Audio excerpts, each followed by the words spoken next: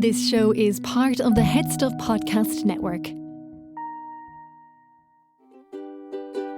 This is how it's always been.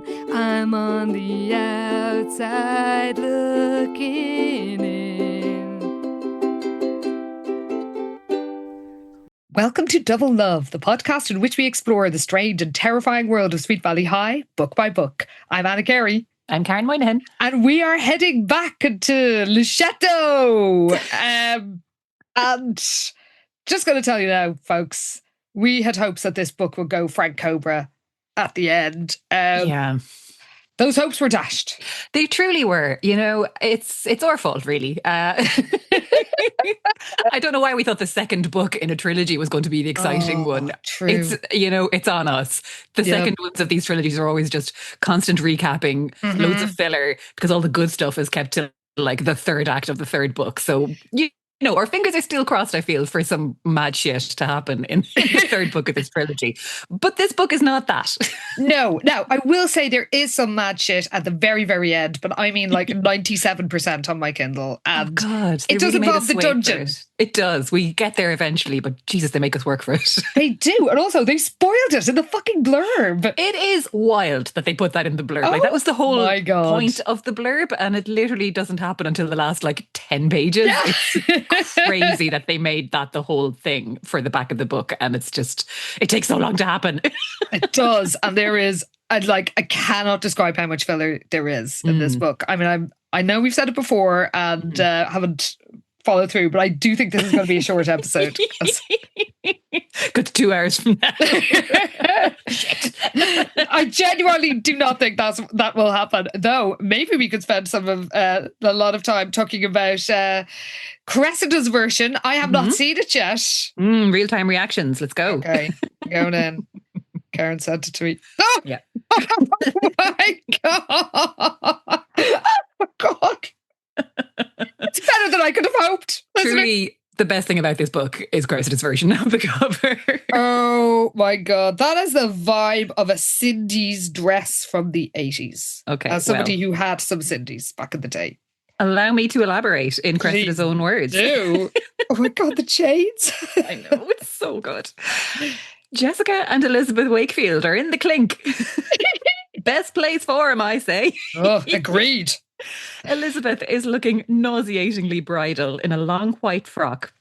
And now here are some details. I can't mock the actual frock as my mother made it from bits of her very own 1980s wedding dress. And I've kept it ever since. Oh, that's amazing. Isn't that so cool? I absolutely love this detail. No wonder it looks so good. Yeah, there you go. Yeah, it's so good. It's such a great little dress. I'm just obviously we're going to put this on Instagram, so you will be able to go for a look at it there, and I highly recommend that you do. So Cressida continues that, yes, she was bridesmaid to her own parents. I'm from a very subversive family, thank Thor.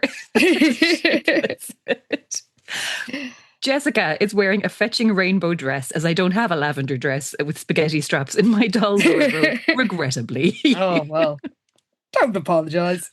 However, it's about time Jessica showed up as an ally and represented for once in her life, in my personal opinion. She's done fuck all else in 133 plus books. True. Sorry, that actually said bugger all else, but I just feel like that's such an English turn of phrase, I can't really pull it off. They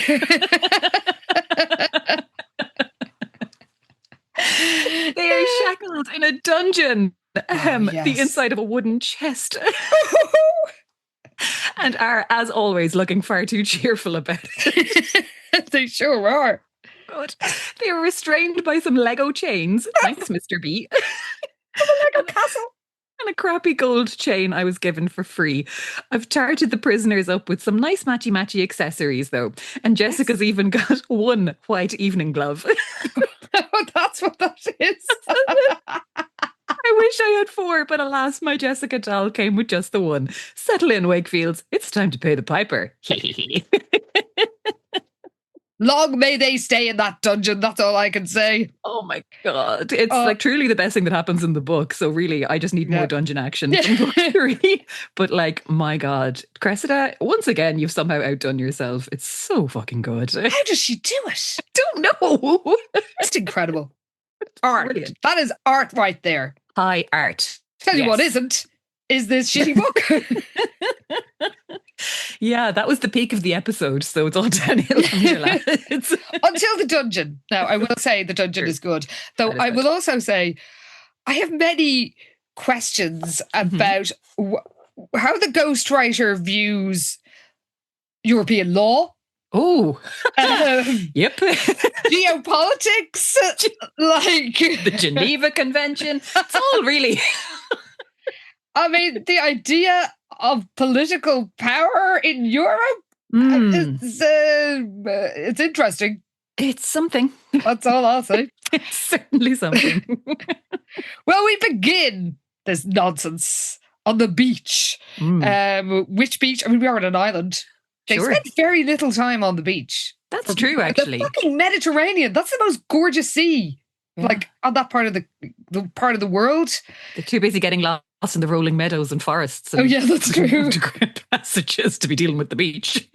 First time I got in the Mediterranean was just after lockdown, and I was so happy to be in it, I cried. Oh, it's extra salty now. It was, but it's so warm. I think if you're used to swimming in the Irish Sea, it's like the Med is like a bath.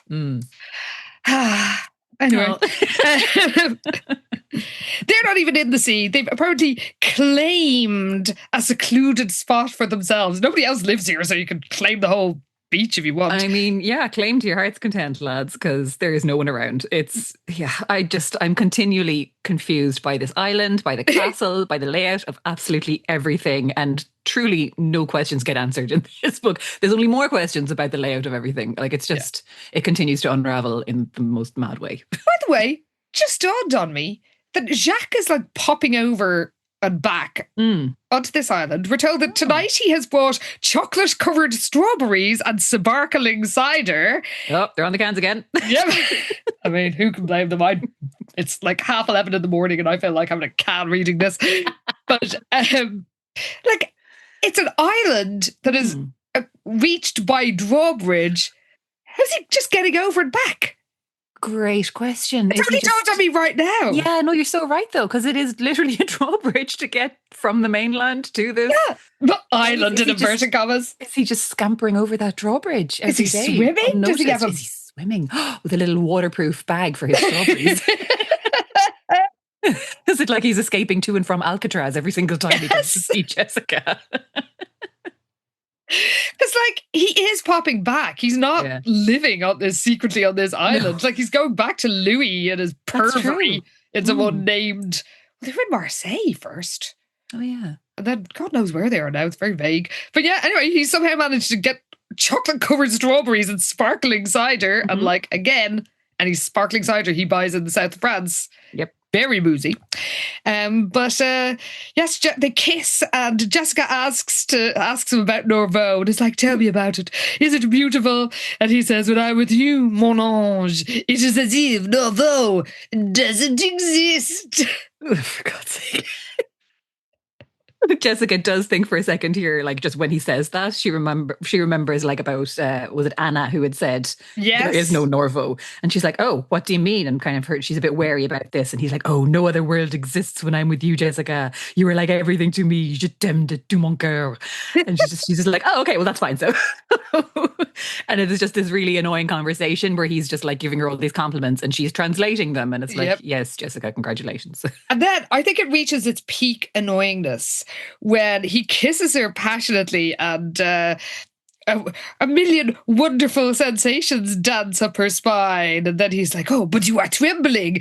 And she shoots him a saucy grin and says, I know. And he's like, you're cold. And she argues, we're told, no, I'm not. I don't know. I just feel if you're like so turned on, you are literally shaking. You're probably not going to be giving like saucy grins and having a little argument. It's just like very true, actually. I'm just vibrating uncontrollably over here, but I can still do witty banter. It's like, no, that's not happening.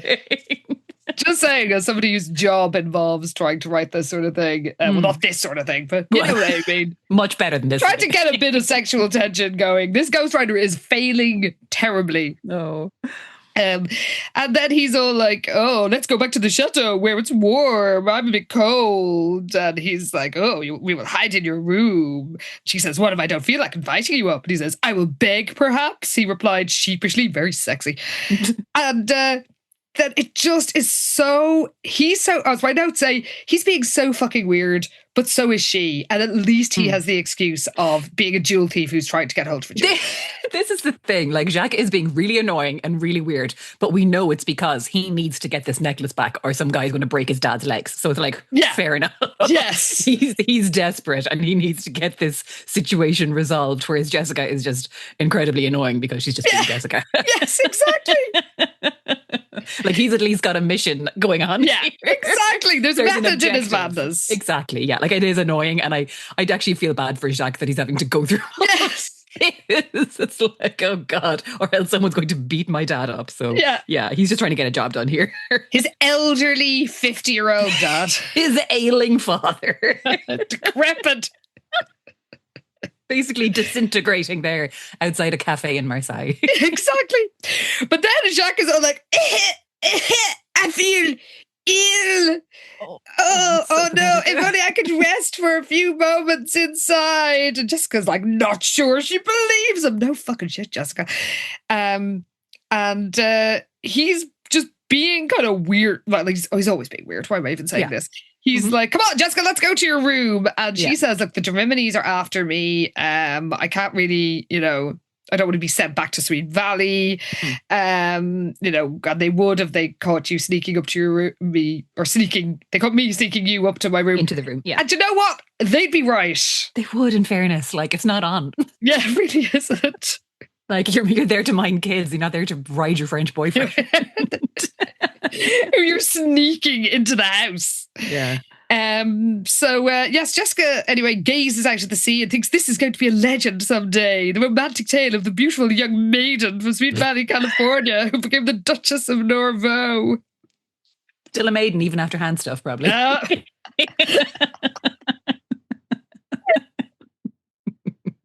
don't know. That's sex, man. I'd say all sorts went on in there. I'd say so too. Well, I guess. I don't know what the age of consent is. Huh. Like they're 16, but I don't know what it is in California. Anyway, as long as everybody's consenting, true, and of the right age, then fine, knock yourself out, so to speak. But not sneaking boys into your room in your employer's place, Jessica. Yeah. I can't just. I mean, I'd probably have done it myself, given the chance, but I would know that it is not appropriate. True. So Jacques says, you shouldn't let anyone push you around, mon ange. And he's like, not even you. And he says, not even me. All right, then. Well, Liz is like wandering around through the gardens and whispers to herself, I know he cared for me. Because you might recall, she had called round to Laurent's gaff and he was just kind of weird. He was all like cold and distant and stuff with her. Yes. So to the point that she was just like, oh, okay, did I imagine everything that went on between us? Or like, what the fuck is going on here? So she is just kind of like huffing and sulking a bit in this kind of rose garden, just feeling sorry for herself. Exactly. Apparently the kids were little brats this evening and she had to read them the story about the Bluebird Prince 6 times to calm them down. What sort of children are they? I mean, in what universe is she not just sticking on the tape of Aladdin that they have, or whatever fucking videotapes they have in that castle? It is the 90s. These children are not medieval weirdos sitting to hear about some Bluebird Prince. They want to watch a fucking film. They want to watch some cartoons. Yeah.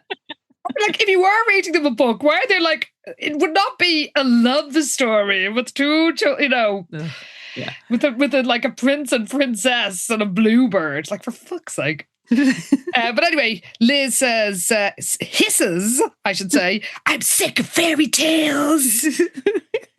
She's doing some good, like, hissing, monologuing in this garden all on her own. So she keeps thinking about how she trusted Laurent and the time they shared together was so special, and she really believed that he loved her. And then she asks herself, she starts to cry. There's a lot of crying in this book, I'm sure you've counted them all. And thinks, what happened? First Todd had broken her heart, and now Laurent. Is there something wrong with me? She wondered. Most realistic teen behaviour she's ever manifested. I swear it's the first time she's ever been relatable. Yeah. It doesn't last, by the way. Oh God, no, of course not. But yeah, like Antonia's words have kind of gotten in her head a bit, where she had said to her that, it's when you're standing next to nobility that you look your shabbiest. But Liz dismisses the notion because she's like, I'm not inferior just because I'm not nobility. That's such a backwards and old-fashioned attitude. And she's like, Laurent isn't like that. But then she's like, or is he like that? And he was just fooling me this whole time. Like, why is he suddenly being so weird with me? Am I not like fancy enough for him and his family? Yes. And then she thinks that she's proud to be an American where everybody was considered equal. What planet are you on, Liz? Jesus Christ. Like, do you think certain people think that everybody, that their lives are valued as much as yours as a white, blonde Californian? But yeah, she's extremely proud. She thinks to be a Wakefield. Her parents work hard to provide for her, Jessica and Stephen. And that means more to her than all the vast holdings. Not that vast. Islands first. This weird little island. The vast holdings of the de Saint Maries. And then who should appear but Laurent whispering, Elizabeth, I've been searching for you everywhere. And then it's just a pointless scene. Like, yeah. It's just basically him saying, you're perfect. I'm really sorry. I've just got some shit I've got to work out for myself. Doesn't say what it is, by the way. No, that's the thing. Nothing. He doesn't reveal anything. They don't resolve anything. It's just this kind of vague conversation where he's like, oh, you're wrong about me. I don't care that you're not nobility. And she's like, oh, really? But yeah, she also makes the point that apparently ever since she's arrived at the chateau, she's been treated like an inferior because my family doesn't have a pedigree.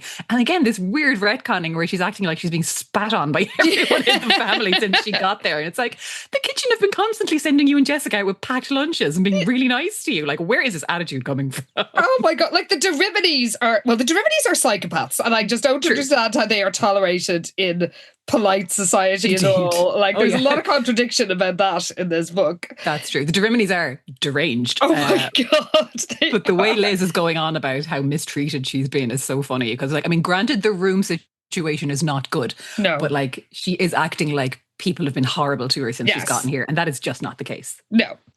And he apologizes for the way he behaved the day before, and is like, can you forgive me? And he's like, be patient with me. I mean, anybody who says be patient with me but doesn't explain why, red flag. So annoying. Yeah. So of course she forgives him and they kiss, and then she feels tears of happiness. There's no reason for any of this. You haven't resolved anything. Nothing. It's so annoying. She whispers, they're just whispering to each other all the time. It's so weird. This is like a dream. And he's like, this is no dream. He will love her forever. And she lets herself be swept away in the passion. Oh. Okay. So we cut to Jessica and Jacques, and Jessica can't believe she let Jacques talk her into this nighttime visit. Neither can I. Yeah. Then they kiss outside her door. Why? Because they have to rush in to avoid the maids. And Jessica literally turns around and Lamont is stretched out on the bed. He's such a drama queen. Again, I feel like I can enjoy Jacques a little bit because all this is so ridiculous. But again, it's with an objective in mind. And he knows he's being so dumb about this. But it's like, what else can he do? He needs to get this fucking necklace back. So he's literally panned out on the bed. He's kind of pretendy coughing, and he's just like, water, I need water. He's groaning. Oh my God, it's insane. He's really laying it on thick. And Jessica doesn't believe a word of it, but she's also like, but what if he is actually sick? So she's like, okay, fine. So she goes out to get him this water, but then he stops coughing as soon as she leaves. So she's super suspicious. So she bursts back into the room to see what he's doing because he's clearly up to something. Yeah. And she can see him sitting hunched over on the side of the bed, elbows on his knees, and he's looking at something in his hands. So she's like, oh, what is this? And then realizes it's the jewelry case that she's got under her pillow with the necklace in it. So she's fuming. She's just like, he knows how much that pendant means to me. That's mad. Like, he gave it to you, Jessica. Like, why are you acting like it's some sort of family treasure? Yeah, like she is insane about this fucking necklace. It's like, rather than all this hassle, would you not just be like, fine, take the fucking thing back and leave me alone? But yeah, she's furious when she sees this, and apparently primed for battle, she bursts back into the room because royal duke or not, Jacques Landau needed to learn a few things about respect. Why do you think he's royal? I guess because she thinks he's a duke, but if they're not royal. Yeah, in her head it's all the one. Oh, that's true. Well, as my notes say, an absolutely mental scene ensues. It's so annoying. She literally, these are all my notes, she literally lunges at him and hisses like a fucking maniac. Yeah. What the fuck is happening? It's such a weird scene. It's so weird. Like they're literally fighting, but it's like sexy fighting, at least in her head. Except it's not. Like she's giggling hysterically. Like, and yeah, my notes say like it's kind of sexual, but they're basically grappling for this case. No, but there's like nothing sexy about it. The only reason it's not like a actual fight is because she just keeps giggling like a lunatic. She sounds fully manic, like in this whole scene. It's so strange. But yeah, like she basically rugby tackles him. They're like wrestling over this fucking thing, and she's just all like, "Oh, so excited and thrilled by this like sexy adventure they're having." And it's like, what are you doing? Just stop it. He makes a grab for her. She jerks out of his grasp, laughing excitedly. She rolls off the bed and scurries halfway across the room.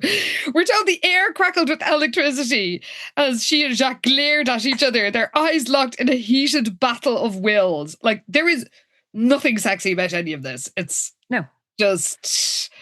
and then he says, Jessica, sometimes this vigor, spelt V-I-G-U-E-U-R, you have, it is like the énergie atomique. And then she flashes him a saucy grin. She's actually mad for the saucy grins in this. She is. Okay, Sabrina Carpenter. She wishes. Oh, God, yeah. Well, Sabrina Carpenter is funny. Like, that's the thing, yeah. Oh Jessica's just unsettling. Oh my God, Sabrina Carpenter is who Jessica thinks she is. Yes! Now, she would be able to pull off a duet with Miss Piggy. Yeah, oh God. Sabrina could play Jessica, though. Jessica couldn't play Sabrina. No, this is the thing. Oh my God, that is actually perfect. That is, God. Both twins. She was a child actor, so you know. She'd be well able, absolutely. She's got the range. Well, Jessica says the flattery isn't going to save you now, your royalness. It's actually your grace, Jessica. You idiot. So she says if she doesn't hear an extremely insincere apology in 5 seconds, she'll blow up like an atomic bomb. And he's laughing. He's like, I wanted to make a surprise for you. That is why I pretended an illness. You went to school in England, Jack. Why are you talking like this? I know. And now I'm like, I'm doubting it that maybe that's another kind of con that he was spinning, that he never actually went to school in England. But like, he had such good English in that first book. And now he's just like, just about getting through these conversations, as am I. But except he's all goofing around and making like an exaggerated, like, oh no, you didn't believe me face. And she can't stop laughing. Oh, and then he says he has another surprise under her pillow. And it turns out it's well, we recognize it straight away. It's the pearl bracelet that Louis's conquest Carlotta was wearing just the other day. Yeah, they took the two lads out on a yacht, and whichever one it was that owned the bracelet had just kind of like discarded it on a table and forgotten all about it. So Jacques swiped it, and he's kind of trying to swap out basically the bracelet for this necklace. He's like, this is to replace the necklace. That's only junk. This is actually something, deserving of you. And she loves it because it is a lovely pearl bracelet, like with genuine pearls. Yes. But so she is delighted with it. But again, she's not giving him the pendant back. It's not happening. No. Absolutely not. And she's just really angry about it. Yeah. And there's, oh my God, this is so stupid. Like she could get suspicious of the obvious truth. Like, but no, she's like, oh, you're going to keep it handy in case another pretty girl comes along. And before he can answer, there's a knock on the door. So Jacques hides under the bed. But it's my namesake, Anna, who asks if she can come in and speaks in, again, bad English. That doesn't sound like the bad English a French speaker would use, if you know what I mean. Like, it's not a sort of approximation of French. Yeah, no, that's so true. Again, everyone just has like lost their ability to speak English as well as they did in the first book for some reason. But yeah, Anna says that she has details to talk over for the ball to do with the children. Yes. Which is why she's like interrupting Jessica during her time off. Yes. Because this ball week, this weekend makes everything in a chaos. Sure. Yeah.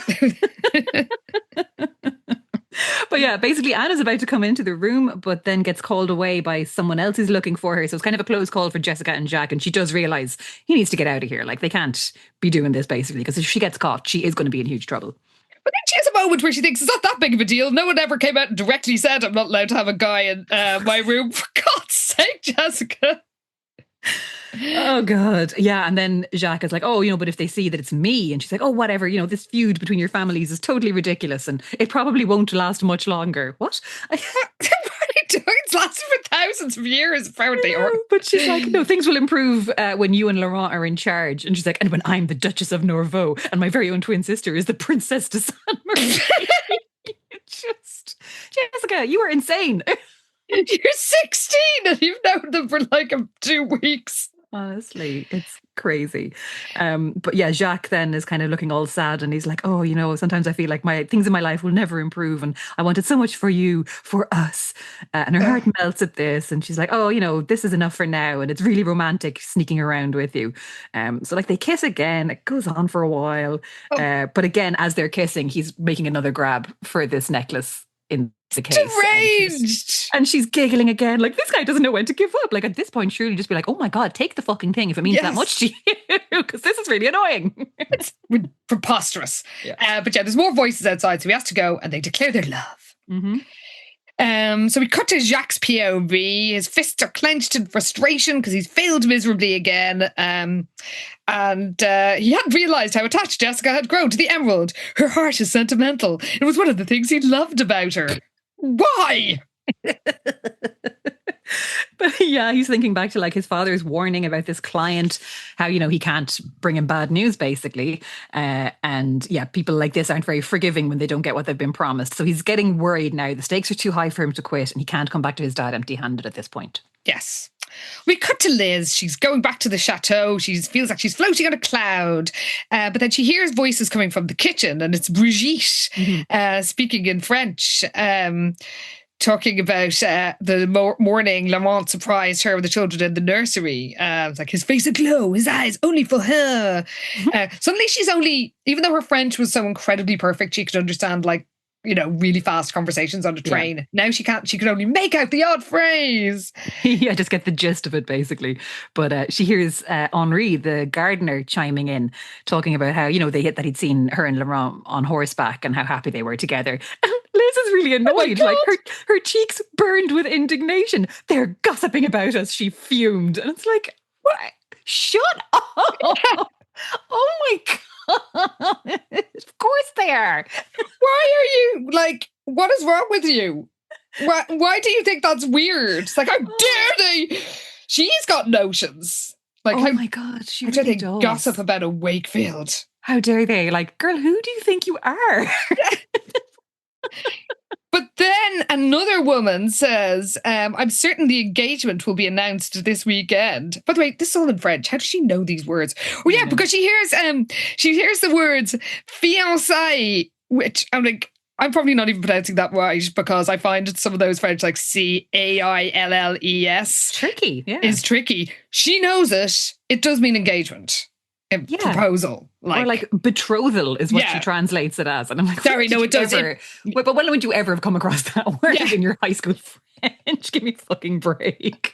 Oh, yes, a fiancé. Like, it's so ridiculous. Like, it's an engagement, basically. And she somehow knows that word. And then she hears the other woman say, I'm certain the engagement will be announced this weekend, though I never thought the prince would go through with it. And someone else says, the marriage will benefit the royal family. And Brigitte asks, what about Elizabeth? And she hears Henri say, the American girl will realise the ways of the nobility and find her happiness. And Liz... My God, Liz. Liz is meant to be the smart one, by the way. And Karen's all this. Like, she's totally stunned and a bit horrified. Laurent is planning to marry me, she thought. Liz, you dumb bitch. Of course that's not what they're talking about. Like, how do you overhear that conversation and go, oh my God, he's going to ask me to marry him? It's like, no, clearly there's some other like a long-standing arrangement going on here that they're talking about. Because they're not going to say, but what about Elizabeth if it's your engagement? Yes, exactly. Oh my God. She's like, oh, this is moving too fast. No kidding. Well, we cut to Jessica. She's sprawled across her bed as she gazes at the bracelet. She has a little fantasy, we like them, of her and Jacques standing on the balcony of a glorious palace, waving to the cheering crowds below. How do you think French aristocrats live in the 90s, Jessica? I love it. But however, there's also like a daydream sequence in the TV show where she does this about what's his face from Santador. Prince Arthur. That's true. And that would have aired at this stage. I think so, yeah. So we actually have like an actual visual counterpart to this daydream, which is pretty great. Yes. So she's gazing at the bracelet. She rubs her fingertip over one of the pearls. God, that sounds like a euphemism as I say. Oh God. Jesus. Enjoy yourself, Jessica. Why not? So she thinks that if Liz sees the bracelet, she'll realise how amazing Jacques is. And then she runs into Liz and, oh my God, she tells her about the bracelet, but it goes on for so long. Yeah, she just says that the bracelet is totally awesome and like is really annoying. It's like she's kind of like waving her arm around in front of Liz's face until she notices it, basically. Yeah, notice anything different about me. Oh my God, she's so annoying. But yeah, Liz is preoccupied because she's writing down all her feelings about this apparent engagement that's going to happen. And when Jessica is just kind of swooning over Jacques and how amazing it is, this whole situation, she's like, I've decided Lila's right all along. France is the most romantic place in the world. And at this, Liz bursts into tears and Jessica's like, whoa, what's going on here? And when Liz just kind of sobs out the word Laurent, then Jessica's like, oh no, she must have found out that Laurent is betrothed to Antonia, because of course, like, Jessica somehow knows this and just hasn't said anything to Liz about it for really stupid reasons. So Liz is just wailing about how confused she is. She's like, France is nice, but forever? And I'm way too young to get married. Yeah, you were. Jessica's just like, what are you talking about? And then she's like, oh, okay, this is great. Because she'll have a prince for a brother-in-law. Oh my God. But like when she says, when Liz tells her that like, oh, he's going to ask me to marry him, Jessica's like, oh, brilliant. Thank goodness I didn't tell Liz about Laurent and Antonia. Like, are you sure you wouldn't be like, oh, but isn't he meant to be engaged to it? Like, why wouldn't you just say the fucking thing that you're thinking of? Oh, well, if that was the case, then these books would be a lot shorter. Would that they were. Well, but Jessica's all excited now. She's like, oh, this is amazing. I'm going to have an actual prince for a brother-in-law. Yeah. This is turning out even better than she dared to hope. Well, then there's a knock on the door and Anna comes in and... yeah, because she saw Jessica earlier. She says, Jessica, you are no longer dressed with your, how you say, pajamas. And they're like, you mean pajamas? And Anna repeats this slowly. Do you know what the French for pajamas is? It's pyjama.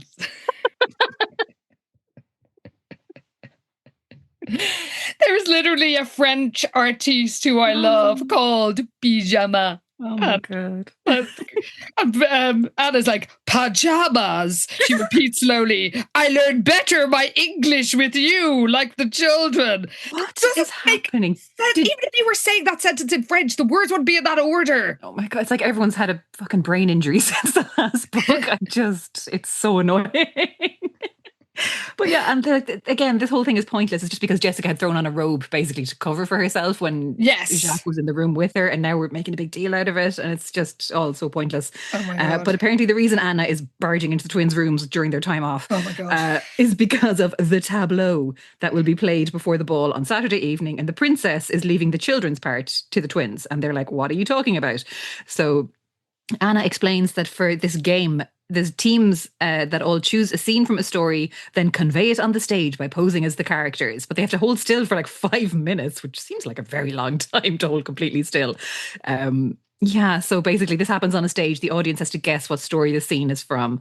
She's like, it is much fun. And this whole thing is so stiff and annoying. And also, like, that old tableau, old school charades thing is like 19th century stuff. Like, it really is. And also, and the standing for 5 minutes is deranged. So long. It's so long. I mean, there is like an episode of Gilmore Girls where they do something like this with paintings, but it's not like they're stuck there for 5 minutes. No. And it's like a fundraiser or something. It's like, oh, we're doing this funny little thing. But yeah, this is like, it's like they've time traveled on this weird little island because what ball is sitting there in silence 5 minutes at a time? Yes. Stare at people on a stage who are not moving. There's some details about it when it happens that are kind of hilarious, because it's let's just say that the way they tell you your 5 minutes are up does not sound very classy. No.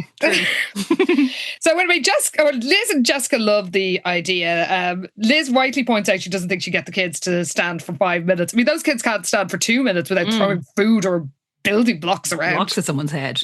Yeah, they're animals. But Jessica they're both very optimistic about it. A bit of glamour. And the only thing that is dampening Jessica's excitement is that Jacques won't be there to see her. Oh, no. No, I care, really.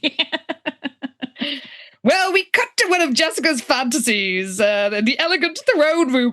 Again, she think what does she think a duke is? Well, it's a butler is giving her a note from her. Well, I mean, that doesn't actually make sense.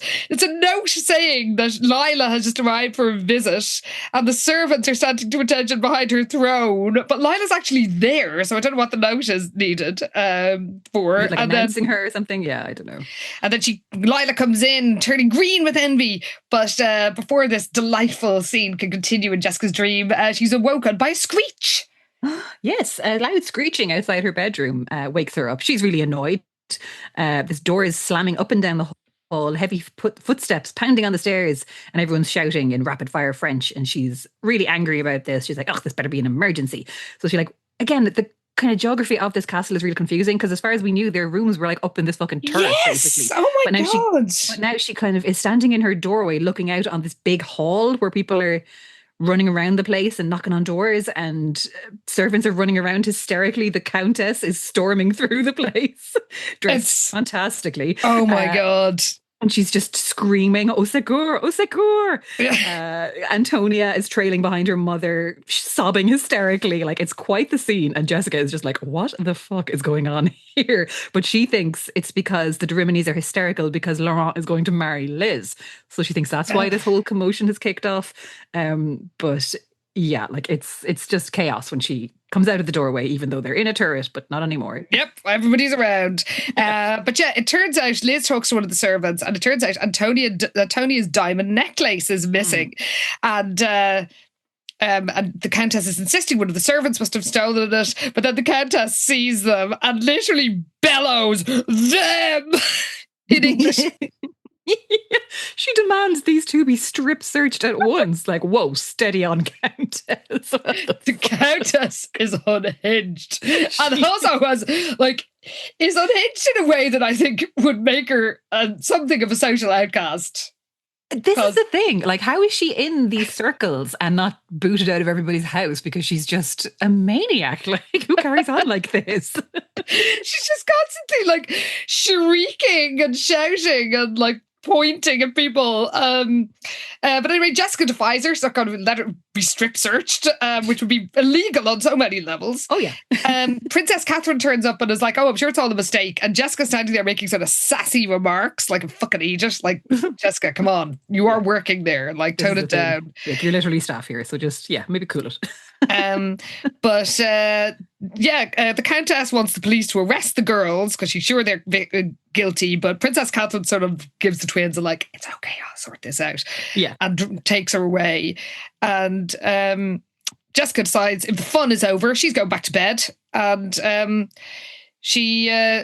Liz is like, only you would consider a jewel theft and the threat of a strip search fun. Indeed. But also, how are you going back to sleep after all? Yes. She's not like other people. No. Well, we cut to later. Jessica arrives for her shift with the brats. This goes on for ages. Yeah, nothing really happens here. Yeah, but there's a lot of just like, kids, go play with the blocks. They squeal with delight. Those kids would have been on a Sega Mega Drive. Like, why are they're squealing with delight about who can build the highest tower with some wooden blocks?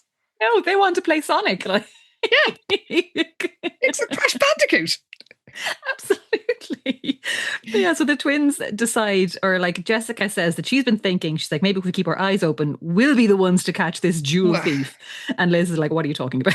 You've seen too many spy movies. But then Jessica points out there's been 2 thefts now since they've been on this trip. And it's like, what could the common denominator be? Yes. But Liz is like, do you think it is someone here at the chateau? And Jess is like, yes, I'm sure of it. And she thinks it's the Countess herself and that she's doing insurance fraud, basically. Yeah. So Liz kind of reasons it out and they're kind of like, okay, her reporter instincts then shift into gear. And she's like, okay, let's get to the bottom of this. So they decide they're going to investigate this jewel theft. Yes. So we cut to Liz. She's making notes about the heirloom that was stolen from the Countess's luggage. And this is so stupid. It turns out neither of them, this makes no sense, neither of them know what the heirloom is.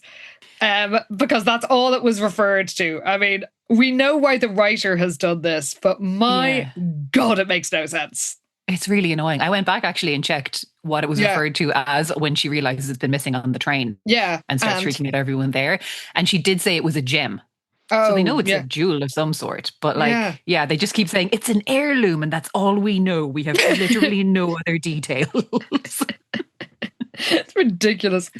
So she does realise that her and Jessica were on the scene of both crimes. Anyone else who was on the scene of both crimes? Who could possibly say? Yeah. So she realises they're the obvious suspects. And then Jessica appears and says the family are all having their photo taken by a hot-looking photographer. Never done at it. Yep. So she thinks they have time to find the jewel because apparently their formal portrait is going to have the de Riminis in it. I mean, maybe it's meant to be like an engagement portrait or something. Oh, yeah. Okay, maybe. But Jessica or Liz shivers with excitement, thinks we might just crack this case. So then they go to the de Rimini suite. I am skimming through all of this in my Kindle because it goes on. I've swiped about 10 times. It goes on for so long. It does. Like pages and pages and pages. Yeah. There's nothing. There's nothing. They don't find anything. And I just will say that Elizabeth's idea of searching through a room is fucking deranged. She's out on the balcony digging through the soil in the potted plants. Like that's where she started. So now she's just leaving mud everywhere. Like, Liz, you idiot, what are you doing? But yeah, it just goes on for so long and they don't find anything. Apart from a box with some junk food in it. And they're like, oh, now we can blackmail her. But she eats sweets. Yeah, shut up. But they hear someone coming basically after all this and not finding anything. Yes. So an outer door opens because the suite is huge. There's 3 bathrooms and 2 bedrooms. So they have to hide under the bed in a panic and realize that the Countess has come into the room and is speaking on the phone while they're hiding. And Liz is like, we're trapped. So there's a moment of fake tension. This does not last long. They're not caught. Spoiler. No.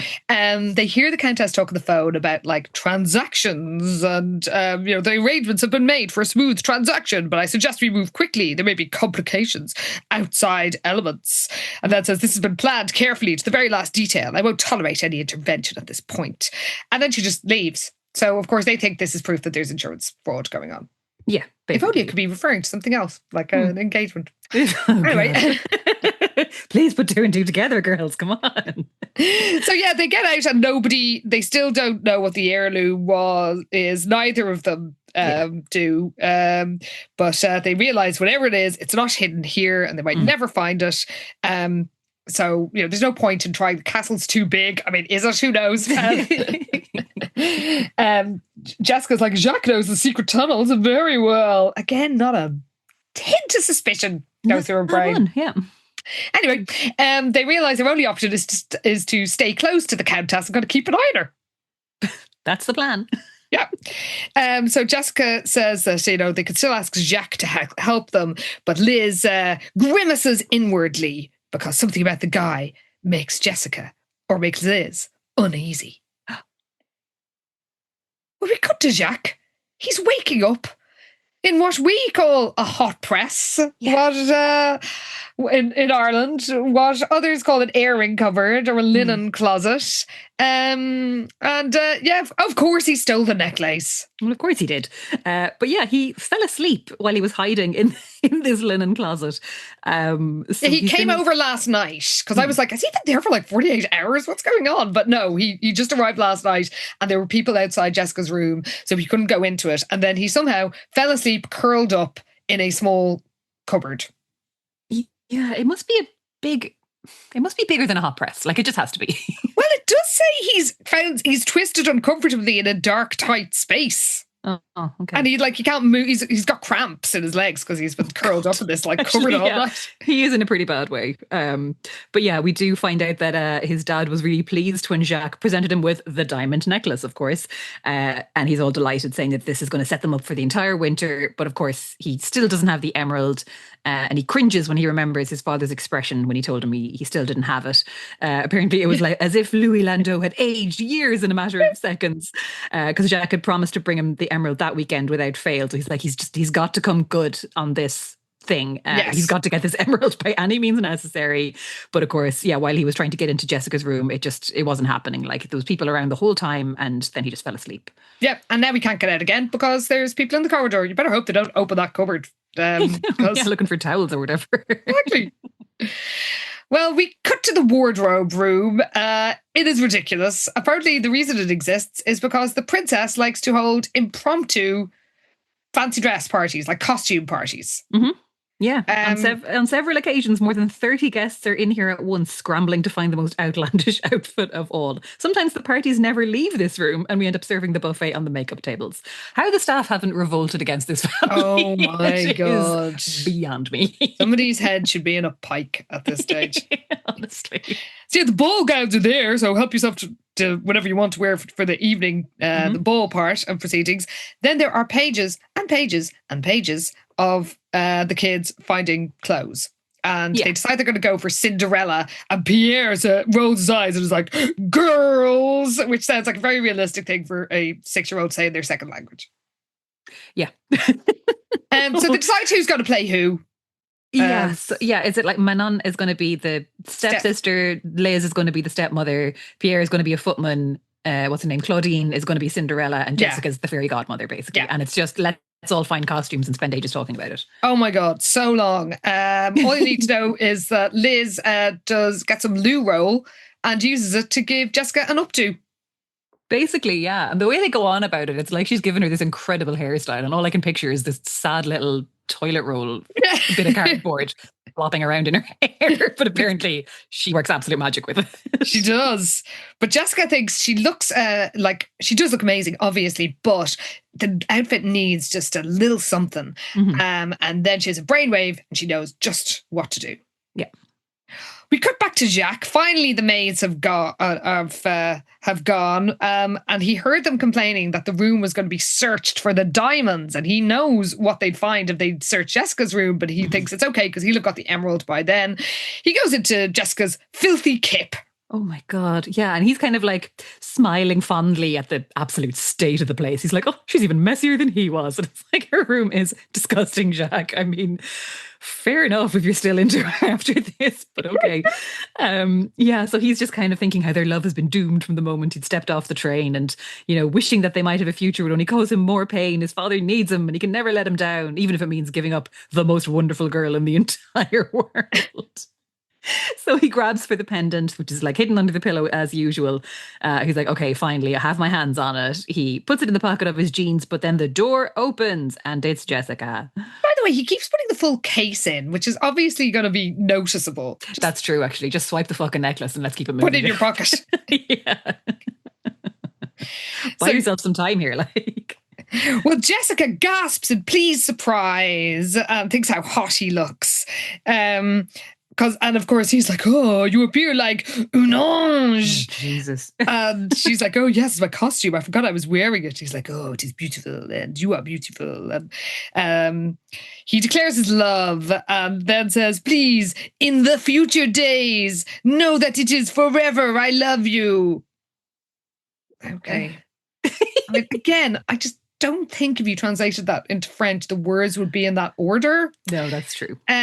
So yeah, so much for his English education. And they kiss again, and he's whispering French words into her ear. And then she feels a box-shaped object sticking out of his back pocket. And she's like, no, we wouldn't do that, would he? Oh, God, yeah. She's like, if this is my jewellery case, Jacques is dead. And of course, it is. As she feared, it was the red jewellery case. So she sees the necklace is still inside. She's really confused and angry. And she's like, why don't you want me to have this? And again, he's just giving her this line about how it's a fake and, you know, she deserves something better. He's like, I'm ashamed to have given you such a cheap gift. And she's like, get over it. But like, it's this conversation they keep having over and over again. And she's just like, you know, if you can't respect my feelings, there's nothing more for us to say to each other. And again, he's pleading with her. He's like, oh, mon ange, it's only because you were ignorant that you treasure this meaningless scrap.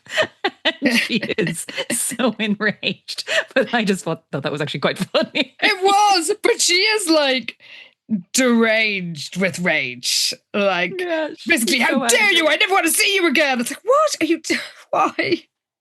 She rushes out of the room. Just runs away crying, basically.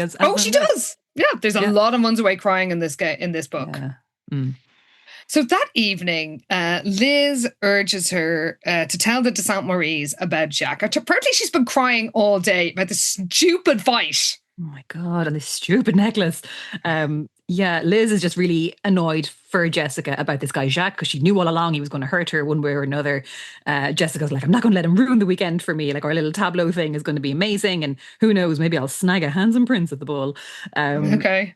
And then Liz kind of confesses that things aren't totally settled with her and Laurent. She hasn't actually even seen him since Wednesday. And Jessica reveals that she has seen him because I guess the whole family had to assemble for that family photograph. Oh, yeah. She says he looked totally hot.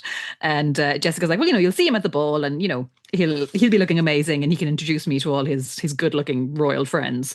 But she also urges Liz to just go see him now because, you know, they're not going to get to chat properly probably at the ball. But true. Yeah, she should chat with him. Yes. God. I mean, all of this is all filler. Yeah. Like,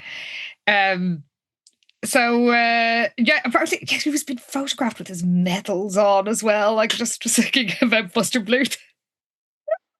What a coward of this mother. Oh, just all the little teddy bears. But yeah, there's some other commotion going on then outside. Yes. Brigitte is shrieking about something being a disgrace because the police have searched all of their rooms. They're going back up to their rooms, that's it. And both Jessica and Liz's rooms are in bits. Well, Elizabeth's definitely, because she keeps hers tidy. I think when she walks into Jessica's room, she's like, oh, Jessica, how terrible. They really tore up your room. And Jessica's like, I'm not actually sure they've been in here. I did love that. Because her room is just an absolute state. But she finds like a bottle of nail polish she thought she'd lost. So she's like, oh no, they were in here. I haven't seen this in ages.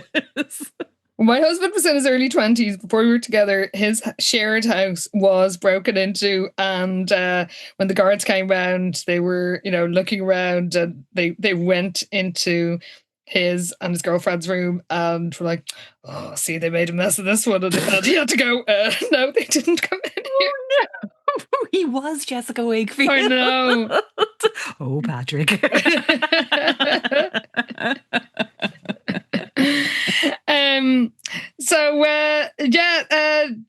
Jessica says they'll have revenge on the de Riminis when they're exposed as the insurance fraudsters. They surely are. Yeah. So we cut to the next day. They do a dress rehearsal for the tableau. It goes on for ages. I'm swipe. They make up Manon as the ugly sister. And Liz is all distracted. And Jessica knows it's because of Laurent, but she's glad that Laurent shook Elizabeth's neat, orderly, dull world. It's a very odd way of looking at it, I feel. It is, isn't it? Actually, sorry, this is the point where Jessica tells Liz to just go see him.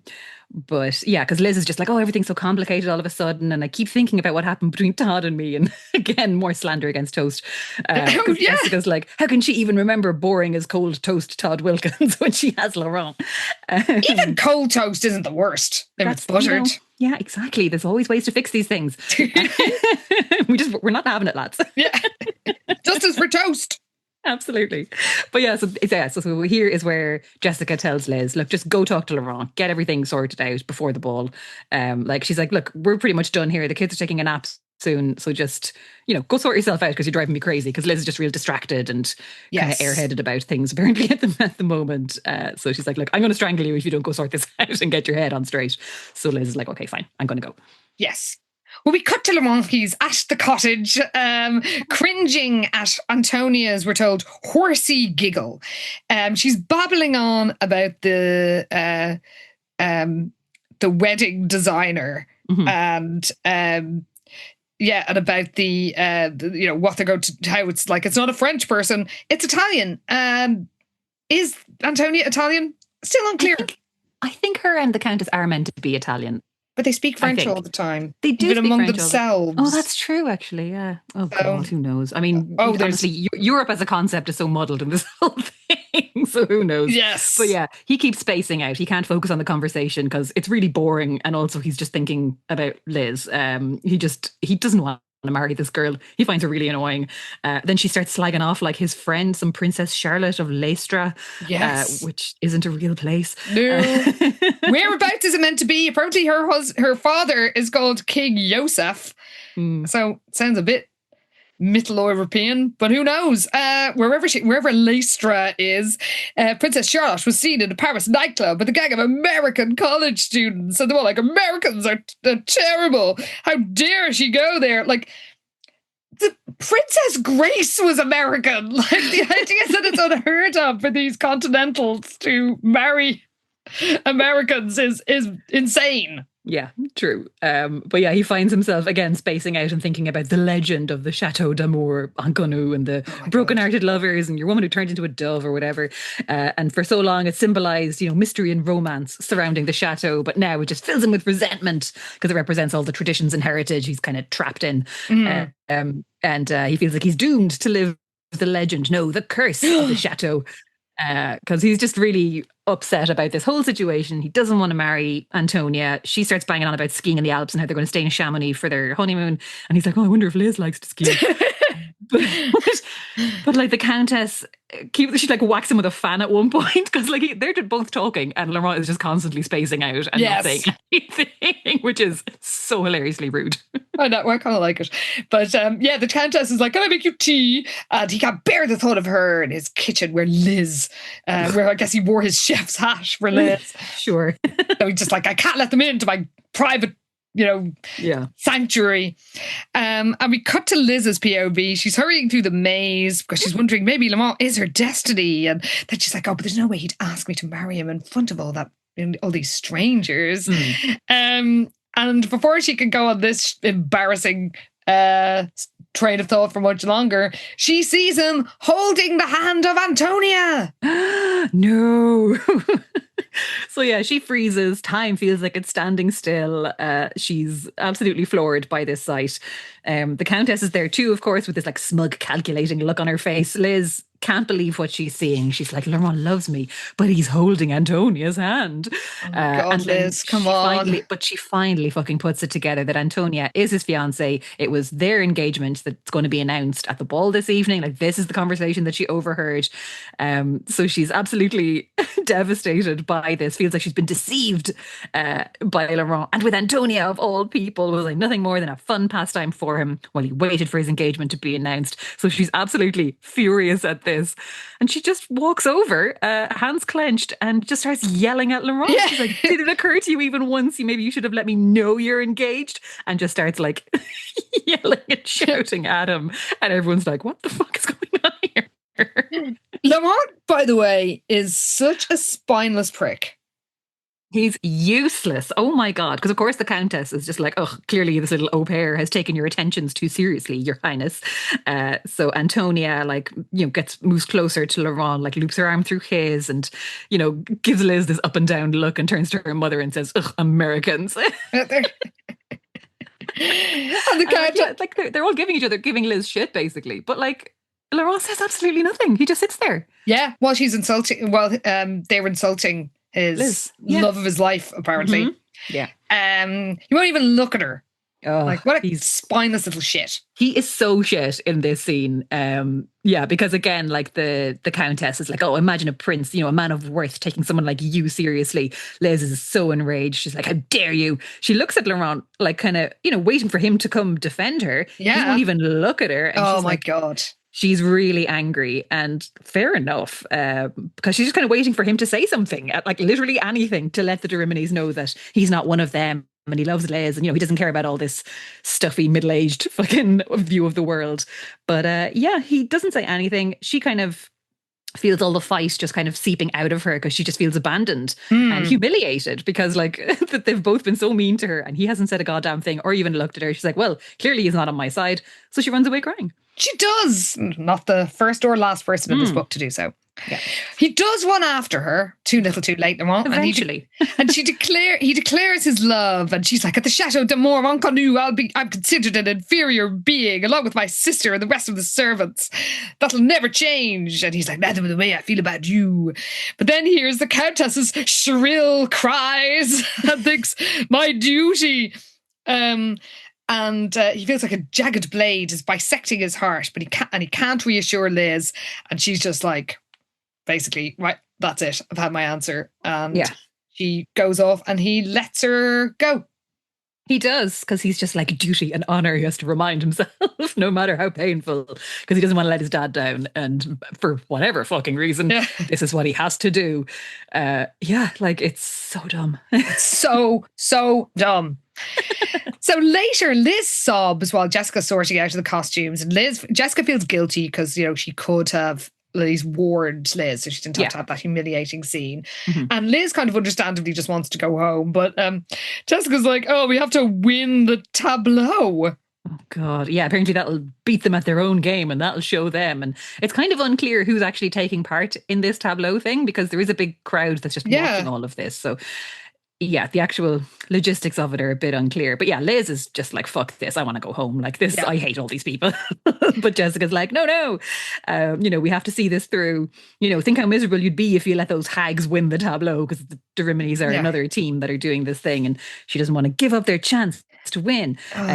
So she then appeals to Liz's other instincts or whatever and is like, oh, but think of the kids, they've worked so hard during rehearsal and they're so excited, and how disappointed they'd be if they dropped out. And that does kind of snap Liz out of it a little bit, because she's like, I didn't believe they'd actually keep still for minutes at a time, but they were actually making an effort. So she's like, we need you. You're the only one who knows how to turn toilet paper into an elegant hairstyle. So that kind of does snap Liz out of it, and she's like, all right, come on, let's do this thing. So there's ages and ages and ages of them getting ready. It's so boring. Liz does Jessica's hair with the loo roll. It is very much the style of TV Jessica. It is complicated updo. Yep, with sort of little curly bits. Curls at the front. So she's her heart sinks when she realizes she's going to be, appearing in front of everybody, including Laurent, dressed as like a hideous, wicked stepmother. But she rallies enough to head out. So we cut to Laurent's POV. He follows his father and stepmother into the makeshift theatre in the West Wing. And the folding doors, or as they call them, like convertible walls that separate the parlour, music room and library, have been rolled back to create a single large space. So there's sort of a stage and a curtain. There's the world famous pianist Lirlina Kyung. Sure. Yeah. She's performing on Princess Catherine's Steinway. And Laurent hates himself for hurting Liz, not enough to actually stand up for her in front of the others. And he feels terrible. And then the professional master of ceremonies hired for the occasion. I don't know why that feels a bit tacky. Like they're just, it's like they've just hired some randomer to like. You think they'd have some old retainer or some famous actor or somebody, Oh, very like a true. professional MC who's like, I'm doing like the awards down at the community centre next week, but today I was going to say, it's like he's usually on like the nightclub circuit and now he's been drafted in for this. And he's like, okay, cool. He's calling the bingo tennis, Yeah. But Laurent's pleased to know he'll see Liz in a few minutes. And the game begins, the curtain parts, and it is Antonia and the Countess standing on wooden boxes. I guess you'll describe them easier later. They're covered in diamonds. Yeah. And everybody's sort of like shouting out who they might be. Yeah, it's like they are in matching. I mean, I think we can just say there's loads of outfits in this half of the book, actually. So they are, because it is, there's context for this. So they're in matching silver evening gowns. They're wearing diamond tiaras, like diamonds all over the gaff, basically. Yeah. The Countess is holding up like a gold baton, and everyone's trying to guess. They're like, oh, the Gemini twins, the morning star and the evening star. Somebody yells out Miss Universe and first runner up. And apparently the Countess's expression hardens at that guess. And then when the 5 minutes are up, by the way, standing on a box for 5 minutes, that is horrendous. That's like torture. That's horrible, yeah. A buzzer goes off. So classy. Like you think it'd be a little bell or something. Yes. Or a flourish on the piano by their world famous pianist. Yes. No.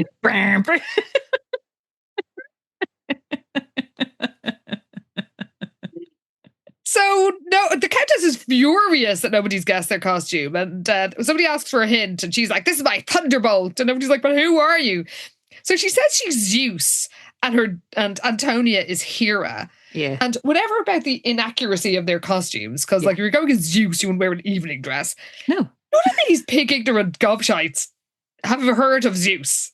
Yeah, because she has to explain from the Greek myth, Zeus, the god of the sky, and his wife, Hera, and like... Well, he's the god of thunder, isn't he? The sky. Well, but he's the head god. He is. He's the boss. Yeah.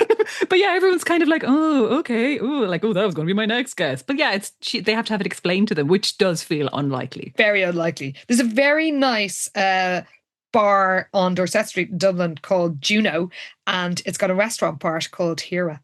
So it's even obviously the Roman and Greek versions of the same person. But like, if that's common knowledge enough for a restaurant bar in Dublin 1, I don't believe these posh houses don't know this. Foods there is very good, by the way, if you can get a table. Zeus and Hera head off. The Countess is enraged. Liz and co are up next, and Laurent thinks she looks absolutely fabulous. I mean, look, I guess he's down bad that much that even though she's done up like a wicked stepmother, like her lips are literally green. She has like circles under her eyes. She has like moles and things like painted onto her face. Like they've really gone all out in fairness on this costume, and he's still just like, my God, she's enchanting. So I guess that's fair enough. He just fancies her that much he can see through all the silly costume stuff. Yeah, basically. She does look miserable, but like he thinks how much love he is, and how even her sweetness and generosity make her irresistibly attractive, even well dressed as a wicked stepmother. But then the Countess just pops up behind him and starts like, how is this woman tolerated socially? She just starts bitching about the twins' tableau and how tacky it is, and leave it to the Americans to present a scene of such a common children's story. Now, in France, fairy tales, like what Charles Perrault, like they were told at court. Yeah. So you think any tough worth her salt would know that. But she's incredibly rude, and she keeps going on really loudly. She does. Like, she's so rude. Like, just babbling away in his ear during this bit where everyone's meant to be quiet and taking in the scene. But like, yeah, she just has no manners whatsoever. But he does eventually, like too fucking late, start defending the twins and talks about how, you know, Elizabeth and Jessica Wakefield are two of the most intelligent, creative, resourceful, compassionate and friendly girls I've ever met. And then she's like, maybe so, but as au pairs. And then he cuts her off and he's like, they're doing an excellent job and my brother and sisters adore them. So he then realizes that Princess Catherine is watching all this and clearly has completely misread the situation and thinks they're just having this friendly chat, even though he's basically talking through gritted teeth and the Countess is just like babbling away behind him. But she's then talking about how terrible the twins look up on the stage. And oh yeah, that's the other thing. Obviously the bit that Jessica wanted to add to her fairy godmother costume is the emerald pendant. So she kind of has that arranged in her hair. So the jewel is like on her forehead, which looks amazing and exotic as far as she's concerned. How was it taken, by the way, has the Countess not noticed this by now? Like she's staring at them and bitching about them. She is, yeah. But yeah, she's just going on and on about how terrible the twins are and how stupid their tableau is. And Laurent is like, if you dislike it so strongly, I suggest you leave. And she's absolutely shocked by this way that he's spoken to her. But then he realizes that she's actually looking at something in the tableau that has actually shocked her. Yes. Because she's staring at the stage and we cut to Liz. She's tortured both physically and mentally by having to stand on the stage motionless for 5 minutes. But then the Countess starts shrieking. The kids like obviously break their poses and Liz is like, oh, their hard work, everything she'd endured, it had all been for nothing. It was all for nothing anyway. Very true. And also you only knew about this like a day ago or 2 days ago. Exactly. What else were you going to be doing? So the Countess bizarrely doesn't say what she's angry about. She just goes, shameless, and then storms out of the parlour. Again, like, how do people tolerate this insane behaviour? Honestly, you'd be like, right, well, we're not inviting her to the next party. Well, we cut to later on, because the Countess has just gone off. Well, I guess we learned what she was doing. Now, this is when the book finally gets good. Oh, finally. It starts to come good on that promising blurb. But like, my God, they really made us wait for it. Yeah, so Jessica has changed into her outfit for the ball, which of course she will describe later. She couldn't fit the glove over the pearls, so she put them on her ankle. Surely you'd put them over the glove. You would think. But yeah, she debates whether she's going to wear the necklace or not. And, you know, Jacques' words about how it's a garish piece of junk are kind of rattling around her head. And she's like, since when do I let other people dictate my style? So she puts on the necklace and she's like, you know, I'm not the kind of girl people can push around. I'm going to wear it tonight and no one's going to stop me. So she's admiring herself in the mirror and how amazing she looks. And here's a knock on the door and presumes it's Liz. But when the door bursts open, it's the Countess with 2 armed guards behind her. Oh my God. She points at Jessica and the necklace and screams, that's it, the girl is a thief. And Jessica's like, what? What are you talking about? And one of the guards is like, how long have you had that piece of jewellery? She's like, since my boyfriend gave it to me. And the Countess is like, enough, I want her locked up immediately. You can ask your questions later. I'm sure her answers will be much more truthful after she's spent a night in the dungeon.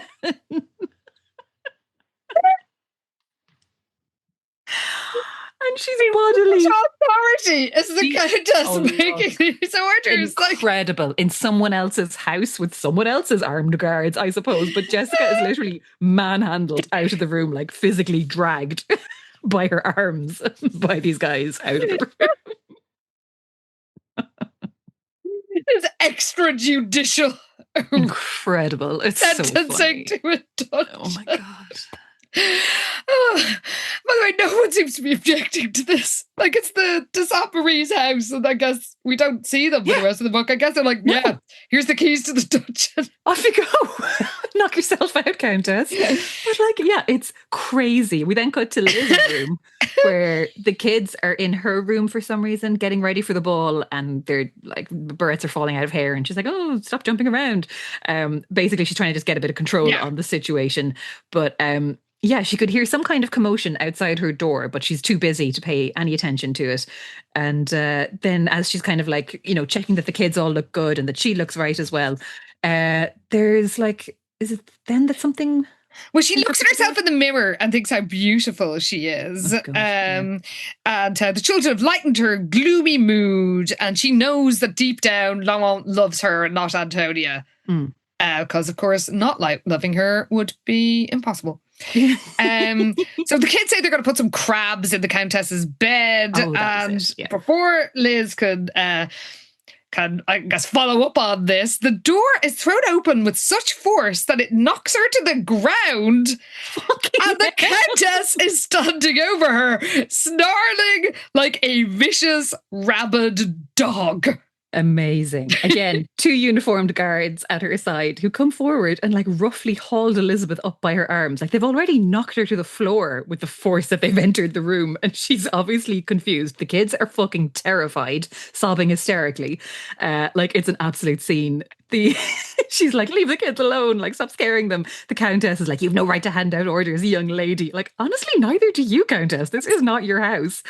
But, legally, in France, you can't have like just seizing minors at gunpoint and dragging them off to a dungeon. Call the police. Oh my God. But yeah, she then, like, the Countess then turns to the kids in this like evil sounding voice and tells them that the au pairs are very bad criminals. They've stolen something very valuable from me, but we're going to lock them up so they can't hurt you. So she tells the guards to take her out of her sight. And Liz is like dragged away bodily again and like yells to the kids, go to Anna, don't be afraid. It's all a big mistake. I'll be fine and I'll see you later. But she is dragged down the stone cold staircase down to the dungeon. What is happening? Oh my God. Like this book waited to get good and it's very short. It's nearly finished, but still. Yeah, we're 96% into it. Yeah. And then we cut to Laurent. He's got a fucking fire on again. Oh, Jesus Christ. I feel sick with all these fires in this heat. Like, would you stop? It's so wrong.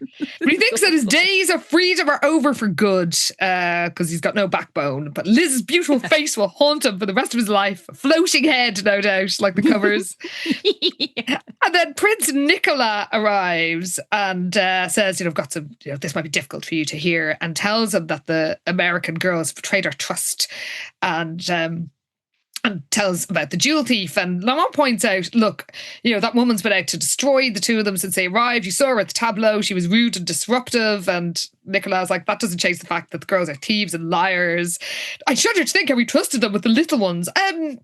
You didn't do a background check or anything. They sure didn't. Also, he didn't even know their fucking names in the last week or so. He was like, oh, who's that?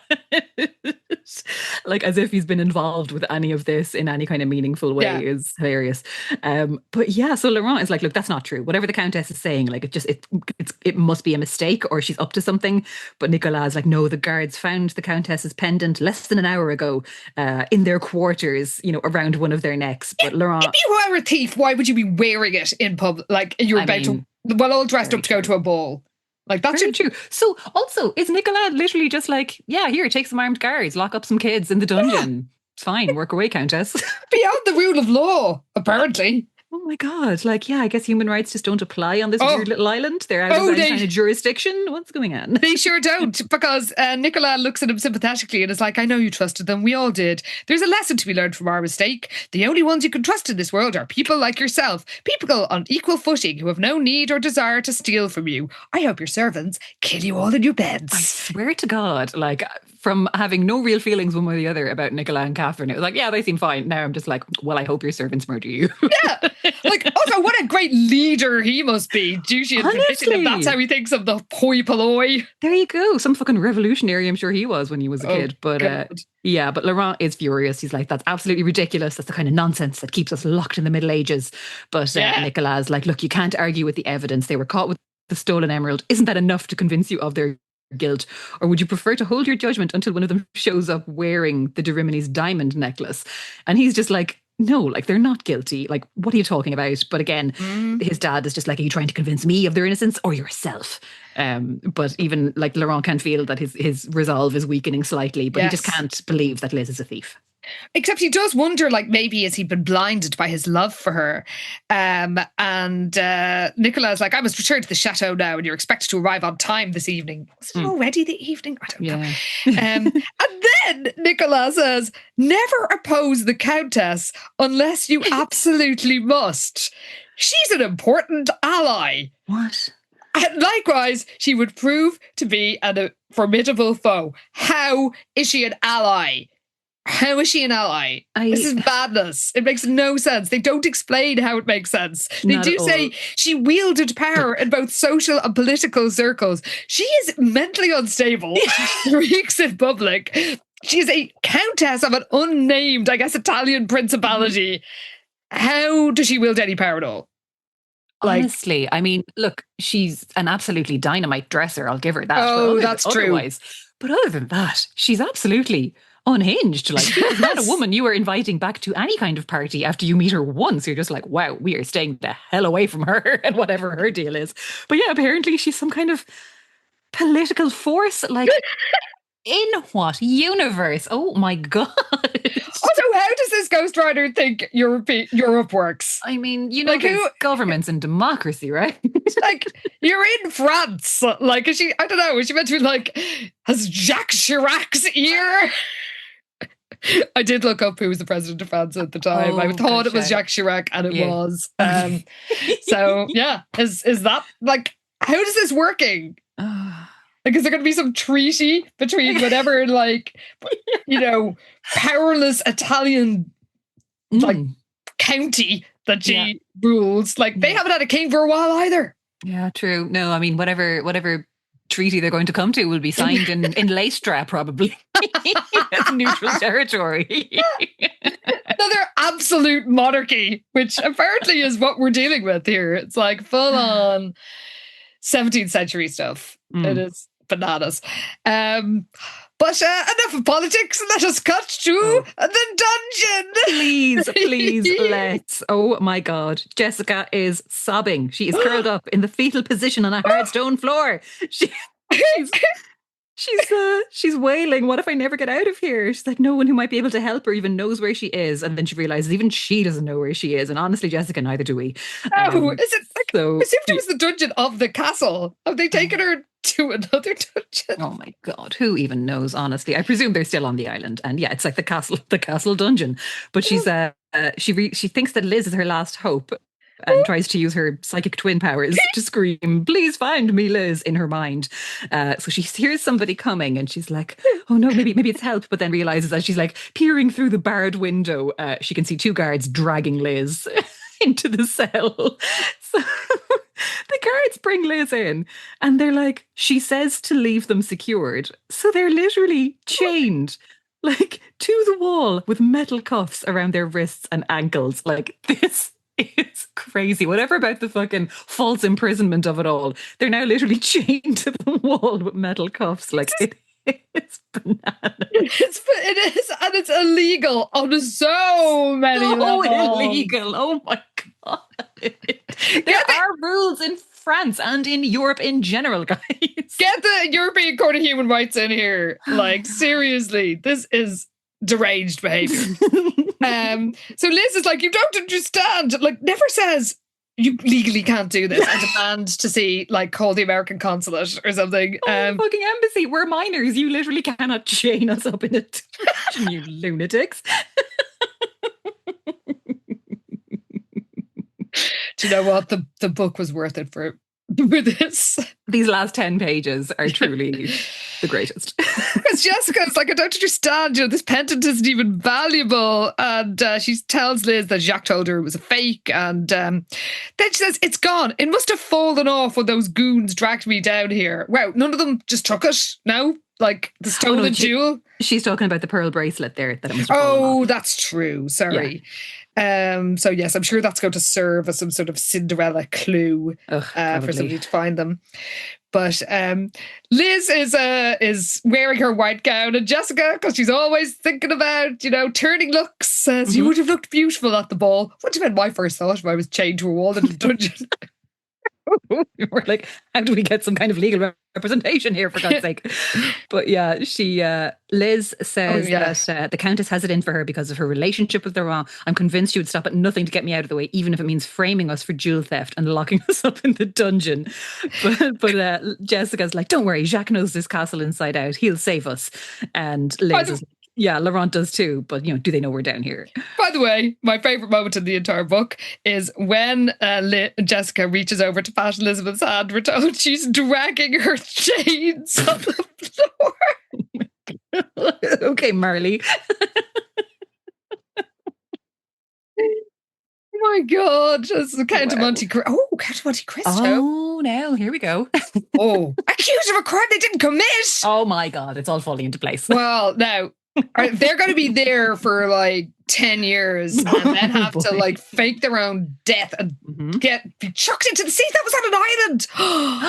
Oh my God. If the third book is them getting their revenge on the de Rimini while in disguise as Les Comtesse de Vallée Douce or something like that, then yeah, it'll all be worth it. Wow, this thing might actually resolve itself in an amazing way. Yet. That would redeem this series of a lot, I will say. Can't recommend The Count of Monte Cristo enough, by the way. Read the Penguin Classics edition because it's best translation. I read it during lockdown and it is one of the best books I've ever read.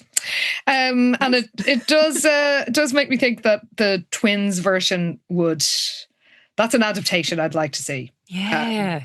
Because usually we are at that stage where they are just literally using plot lines from movies. Yes. All the Flare stuff. Liz's arc during Flare was basically Working Girl. Yeah. Except for at the very end when the wheels came off and you wanted to murder her, which was amazing. Yeah, but if this is their Count of Monte Cristo era, my God, if we get on board with that, yeah. Now, the way time works in Sweet Valley, probably wouldn't have time to do the like travel off around the world with your riches and then returning when nobody recognizes you. But if they have a sort of a grand revenge scene, I'll feel slightly redeemed. Now, this should end with the Countess being in jail because she's kidnapped 2 children at gunpoint. Well, yes, it really should.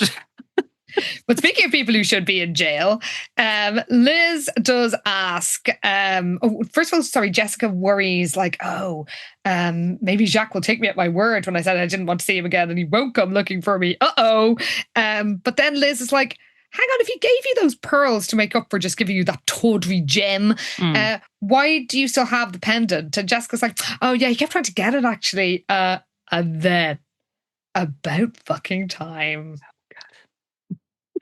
the truth dawns. I mean, yeah, it took them long enough, but Liz just points out, like, that doesn't make any sense. Like, why would he have bothered this much with the emerald if it was a fake? And then Jessica's like, oh, yes, a disturbing possibility takes shape in her mind where she realizes that, yes, Jacques was on the train when the Countess screamed about her stolen heirloom. He had given it to her just before he'd gotten off the train. She thinks back to all the time he'd spent at the chateau, how he was always trying to get into the room, and she kept catching him with the fucking emerald necklace. And finally realizes that maybe she was wrong, maybe the emerald was real and the only reason for his visits to the chateau. So she realizes finally that Jacques is the thief. He's the one who framed me. And then she thinks Elizabeth and I might be left in this medieval dungeon to die because of Jacques Landau. Oh my goodness. And that is the end of To Catch a Thief, Part 2. Wow. I mean... Can you read us out, or do you have the... Oh, yeah, no. See, mine is the 3 books in one, so they left out some of the stuff, yeah. Well, I will read us out. Please do. Oh my God, it's amazing. This is literally what it says. Well, it looks like both Elizabeth's and Jessica's romances have fizzled. Oh, shit. Amazing. Oh, I love this. Oh, it gets better. And now they've been thrown into the dungeon with seemingly no hope of escape. Oh, no. Will Jacques and Laurent redeem themselves and come to the twins' rescue?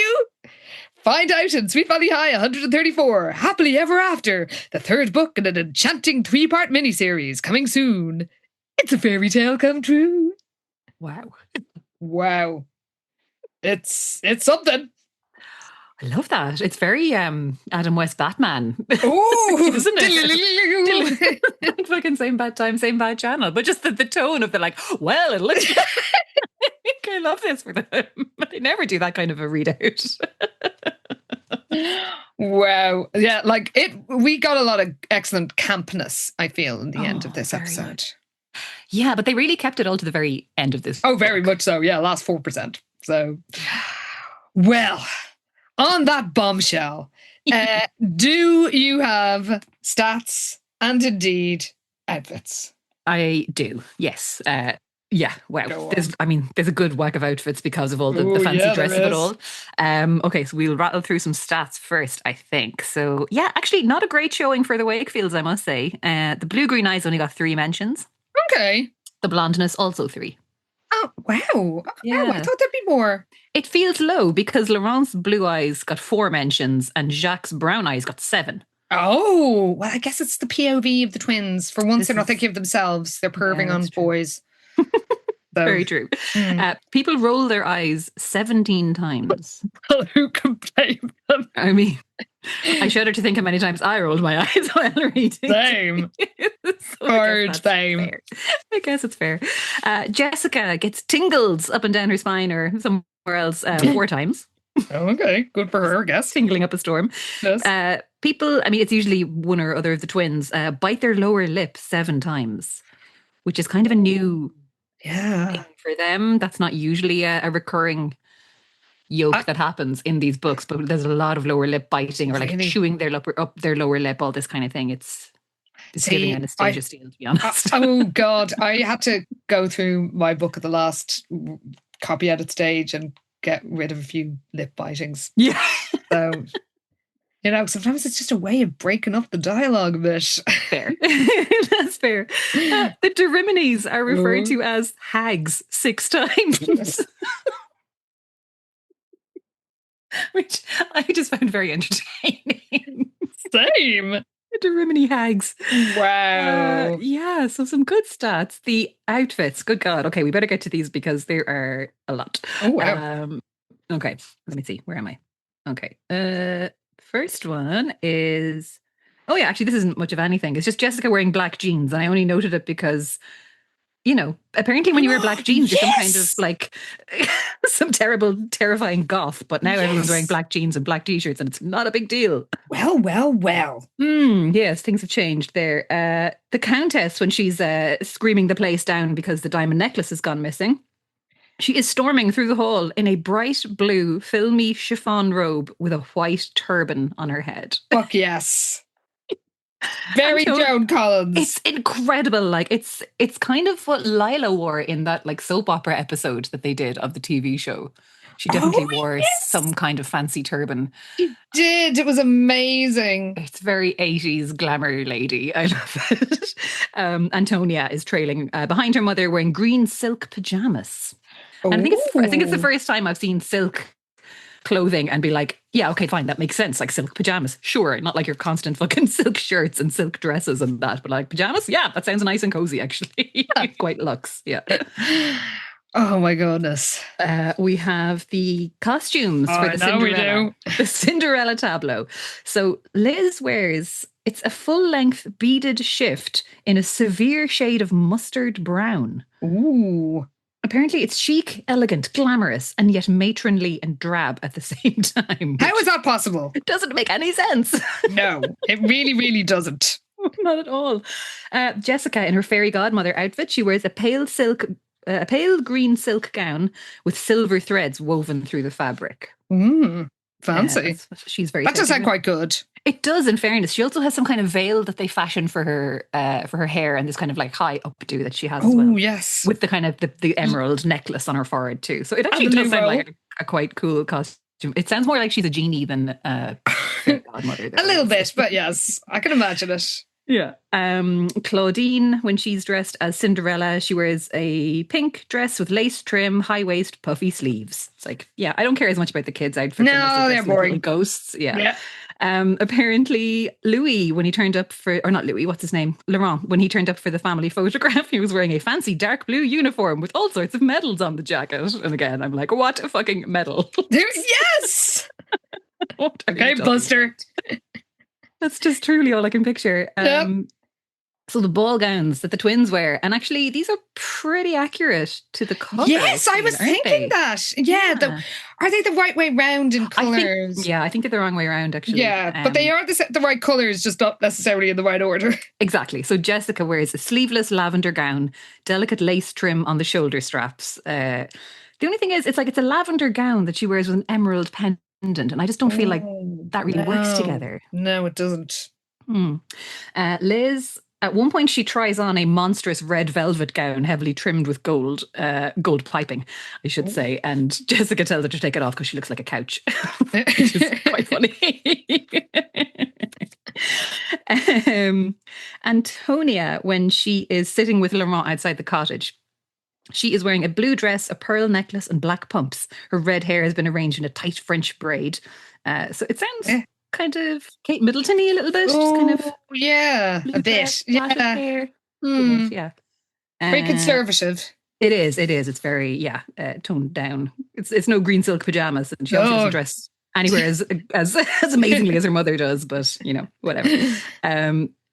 We get a little more detail on Jessica's lavender silk ball gown because there's a full skirt that swirls gracefully when she moves, and we are told that she wears it with long white gloves that cover her arms up to her elbows. Hell yes. And then the pearl bracelet goes around her ankle instead of just, on her wrist over the fucking glove. But anyway, Liz's ball gown is an elegant gown of white brocade with a fitted bodice and thin straps over the shoulders. She also wears the silky white gloves up to her elbows and, yes, thinks how beautiful she looks. Ugh. So yeah, those pretty much are the dresses that are on the cover. Yeah, they are. I do like that we're doing that now. That is quite fun. It's a proper attention to detail with the covers, which at the beginning, as we've said before, it looked like they were going for just generic. But I really love the full-on reenactment vibe, which hopefully will continue because, oh my God, we really don't have that many books left, guys. We're really kind of getting there. Yeah, we're going to have to go back and do a few kind of super thrillers and superstars and books that we've missed out from the main series. But in terms of, main series numbered books, we are reaching endgame for sure. We are. Can't believe it. Only taken us nearly 10 years. But is that all? So that's it for outfits. That's it for outfits, yeah. Oh, well, listeners, let us know what you thought of part 2 of To Catch a Thief. Were you as impressed by the dungeon as we were? Is there anything that we are missing in French law that would allow the Countess's actions? I mean, unlikely, surely. Have you, like me, read and became obsessed with the Count of Monte Cristo? Let us know. We always love hearing from you. You had plenty to say about part of To Catch a Thief. Bobbins and Buttons said Jessica's blue skirt, rainbow tunic, and diamond earrings is giving me Gem and the Holograms vibes. Truly outrageous. Oh my God, Jerica Benton. There she is. Love it. Showtime synergy indeed. Vivian Shirley said, "Tag yourself, wee wee."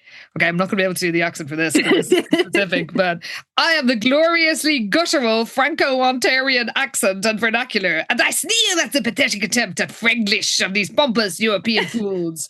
No one can combat our skill and insouciance at the butchering de both the language at once. No one! En garde!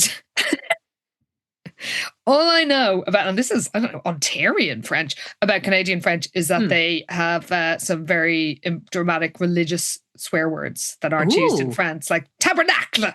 Amazing. As in tabernacle. So yeah, anyone knows any more, please share. Like, I've seen French programs where there's somebody who's clearly meant, like, have a very recognizable Canadian accent, but I can't tell myself. Okay. Yeah, but yes, I can but imagine the version of franglais that goes on over there. I love it. It's fascinating. Plucky Insolence said, I am Jacques' undiagnosed OCD. It is true. I will never forget Jessica or the unspeakable state of her bedroom at the chateau. The filthy laundry, the dust, the squeaky bed springs crying out for oil. It haunts me. I wake in a cold sweat, reliving the chaos, and attend weekly therapy sessions in a futile attempt to unsee it. Some memories linger. Hers clings like the stale, sweaty stench of her clothes, probably exacerbated by lit fireplaces in midsummer. Oh, God, yes. I feel physically ill myself at the thought. Oh, it just feels so stuffy and uncomfortable. Madame Fromage likes other stuff said, I'm an introvert who took a job minding children in France because it sounded really cool. No one told me my duties would involve attending a fucking ball, however, and now I'm in hell. Oh no. PDX Katie said, I am the ghostwriter's old high school French textbook. I swear I tried my best, but can only do so much. C'est la vie. That's a level of French in this book. very much.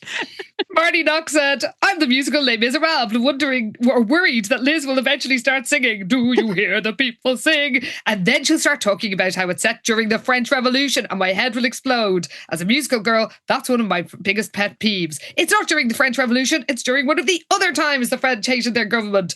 Oh, they were revolutionary all the time in the 19th century. True, yeah. 1848, like they just never stopped. How many regimes did they go through in the last 200 years?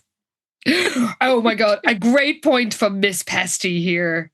Oh yes, I'm the school library from the SVH TV show, which is clearly not the same library in the books. Otherwise, these two idiot twins would have vast knowledge of French geography and history, since 75% of my space is devoted to all things France. It was. It really was. Like there was. Did they just have like French magazines there? They did, yeah. It was, my God. The ones have the TV versions of these characters had a lot more French knowledge than true. Yeah.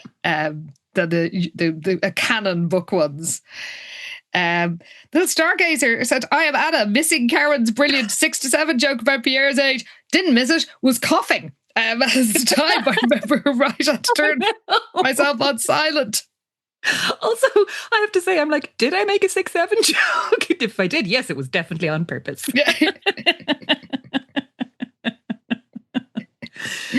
Not that kind of MD. I did love this one that said, I am the graph that shows Jessica's gullibility is directly proportional to her horniness. Ooh, it sure is.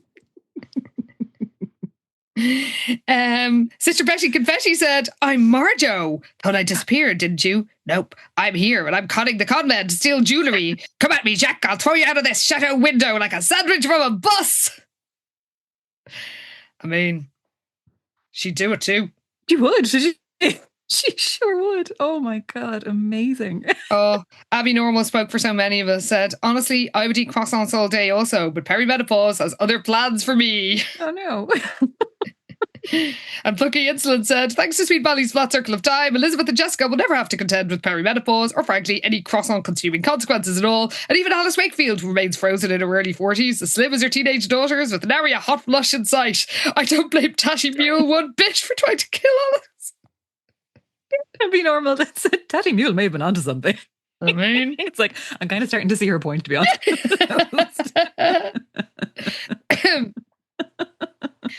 Kaiden said, seamless dropping of Edward Said references in a discussion of a Sweet Valley High novel as well. Never quit this podcast. And you are welcome.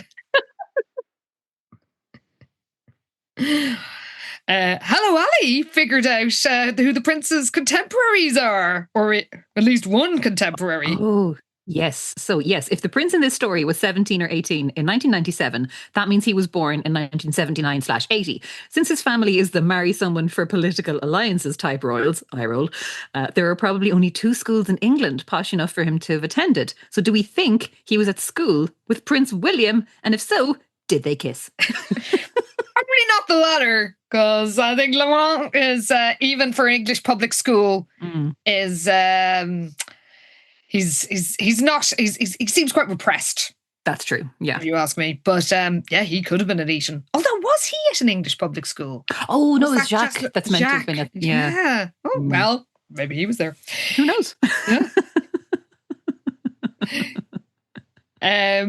Solitary Fairy gave us some interesting information about Jonathan and how they started doing a bit of retcon, which is very annoying. Yes, yeah, I didn't really know this, but yeah, so as they said, I know Jonathan Kane is canon in the series, but I think they were trying to rewrite the vampire part between the Vampire Trilogy and the Flare Trilogy.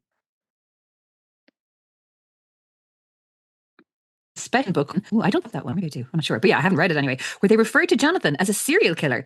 I'm not sure, but I don't think he's ever referred to as a vampire for the rest of the series. What? So maybe they actually kind of thought, oh, we've taken it too far. Let's walk some of this back. Oh, no way. I'm enraged. Guys. No, we're not having that. He is a vampire. He turned into a bird. He did. And I do have Jessica Takes Manhattan. So maybe I need to read it. Maybe we need to do it. If that's happening around this. Well, yeah, if it kind of slots in, I suppose, between Flare and Or kind of around Flair / Jonathan Kane vampire stuff. We might have to do like a little breakout of the timeline. Yeah. Between trilogies. Good point. We might, like, what is coming up next? Let's see. After this trilogy, I think it could be the Dylan Whitelaw era. So let's see. I'm scrolling down the list. Lila accused of being an arsonist. Oh my God, Devon Whitelaw! Devon Whitelaw's turned it up. Okay, so he does turn. Yeah, there is like the Firestorm trilogy where like that's something it. Gets burnt. Is it Fowler Crest goes up in flames or something? Yeah. Yeah, that's next. Oh my God. We have less than 10 books left, guys. Oh my God, that's so little. We have exactly 10 books. Sorry, we're at 133 and there is 143 books. Oh my God. No way. This is crazy. Oh. Although, yeah, is this the real? Because it just says 143 party weekend. I have read the very last one. I can't remember. Is that it? I bet because the last two are like Earthquake and Aftershock, and I'd say they're possibly like a Magna edition or special edition. Even though they are actually the end of the series. Yeah. Yes, they are super editions. Okay. Yeah. Yes. Good Lord. So we do have, I mean, that's where, as far as I'm concerned, we end things. It's like, that's where it ends, is with Aftershock. It's like, I think so. Yeah, well, we're going to have to go back and scoop up a bunch of bits we've missed. So in the meantime, as in like the super thrillers and stuff from that break out of the main timeline. Yeah, so it's like Jessica Takes Manhattan is January 1997. So I don't know, maybe we should do that next instead of, like, we'd have to divide it up into two parts, but like before we get on to the Devon Whitelaw era. Yeah, because we really are kind of closing in on the Earthquake at that point. Yeah, we really like, because there's also this Mystery Date is another kind of. Oh, I do have that one. Yeah, that's the one where Ken and Olivia get together. Yeah, but there's also a few other than mad special editions that people have been asking for. Like there's a cheerleader, or for Revenge is like a big cheerleader.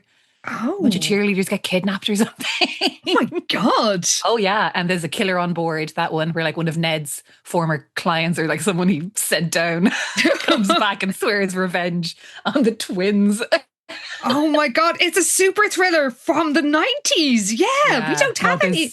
Yeah, we're going to have to go back and scoop up some of those guys before we actually get to the end of the series, I think. Wow. Okay, so maybe we've got a little bit more time together. We'll have a few detours, I think, to take between trilogies for sure. Yes. Well, if you have any ideas for what order we should do them, listeners, and we will have to acquire some of these books because we definitely don't own all of them. Like, I don't own any of those late era thrillers. The later ones. I think I do have them. I feel like I'm maybe just missing Jessica Takes Manhattan. God, I don't know why I have that in my head, but yeah. And I still don't have all the superstars, which I do want to get my hands on. And I think Magna editions have we got? No, we've done all of them besides the diaries. Oh, the Secret Diaries. God, we're going to go back and do them too, aren't we? Yeah. Yeah, we've got some admin to sort out before we actually get to the end of this series. So don't worry, listeners. Don't panic. We will not be abandoning you too soon. No, in fairness, 10 books sounded like nothing, but actually there's probably a good bit more in terms of spin-offy bits that break out of the main timeline. So yeah, we're good for a while yet, don't worry. I love that I say don't panic as if they're not going to be like, oh, thank God, it's almost over. Finally see this thing through.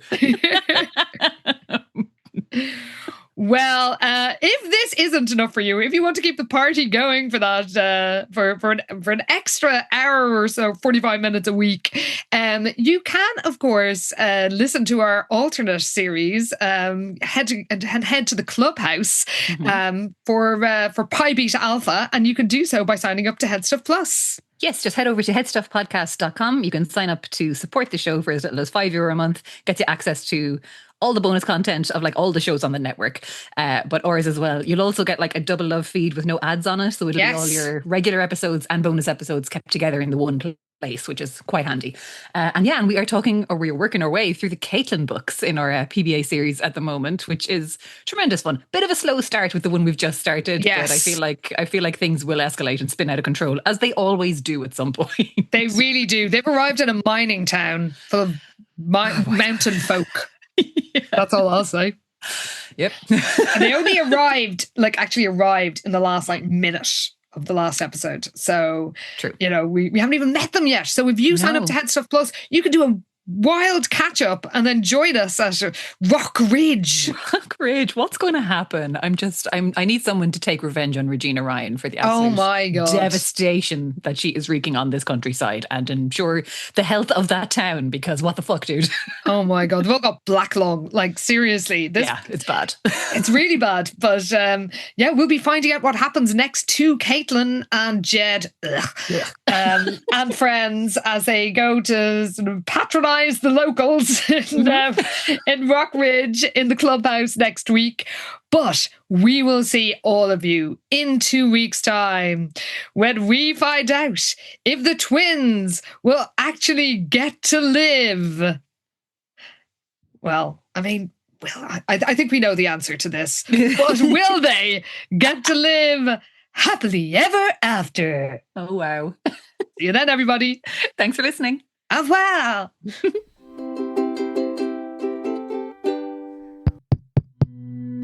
This show is part of the HeadStuff Podcast Network, a hub for the creative and the curious.